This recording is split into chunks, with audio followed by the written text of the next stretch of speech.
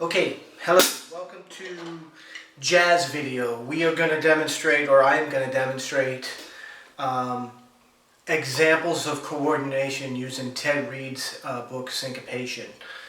I would suggest that you just, follow the article. The article will give you more description of what's happening.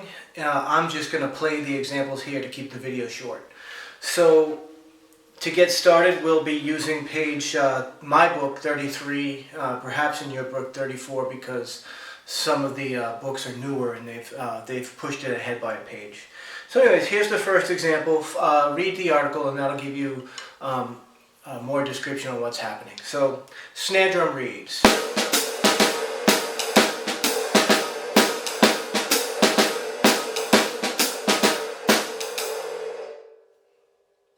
Example number 2, long and short. Snare drum reads the eighth notes, bass drum reads the quarter notes.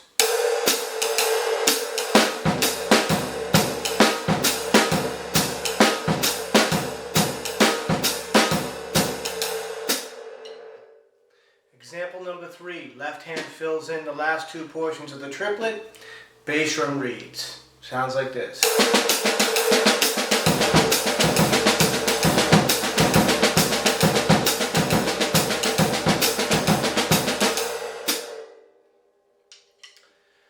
The next example, bass drum reads, snare drum fills in the missing triplets. Sounds like this.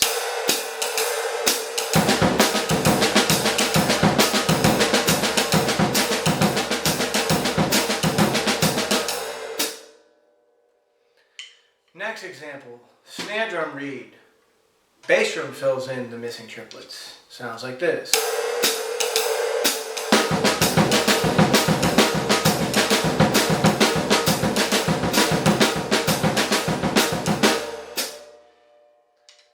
The next example, hi-hat reads, snare drum fills in the missing triplets. Sounds like this.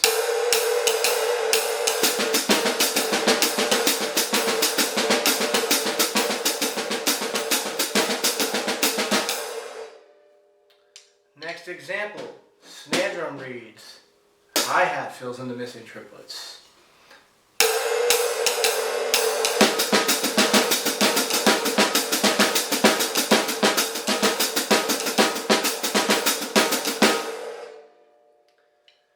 A little bit tricky to get those hi-hats to sound clean because sometimes you could end up with a swish sound. So I tried to avoid that. You might also try to avoid that.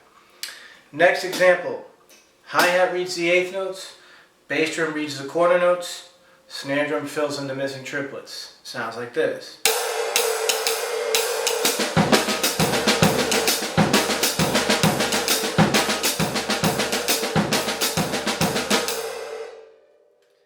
Next example, reverse those. Bass drum reads the eighth notes, hi-hat reads the quarter notes, snare drum fills in the missing triplets.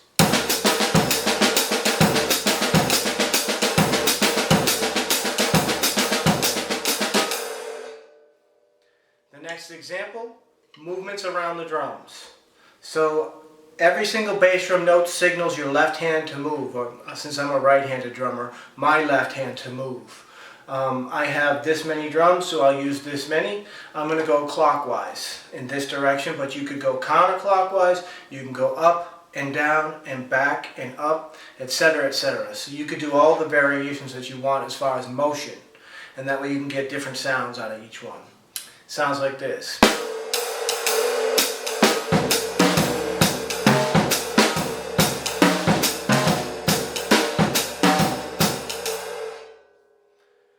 You could do the same exact concept and idea, but using one of the filling in the triplet versions. So originally we played this filling in the triplet version where the bass drum read and the snare drum filled in the missing triplets, and it sounded like this.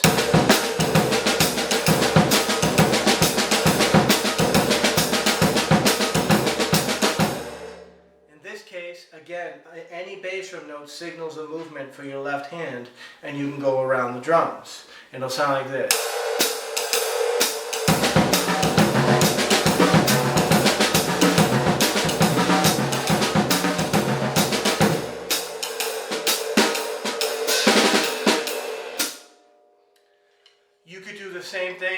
using snare drum reeds and bass drum fills in the triplets, you can go counterclockwise. You can add a rim shot instead of a snare drum, and you can go in any motion that you like. A good motion is this. So maybe if you played hi-hat reads the eighth notes, bass drum plays the quarter notes, snare drum fills in the missing triplets, and then you move it around in that order, you could have something like this.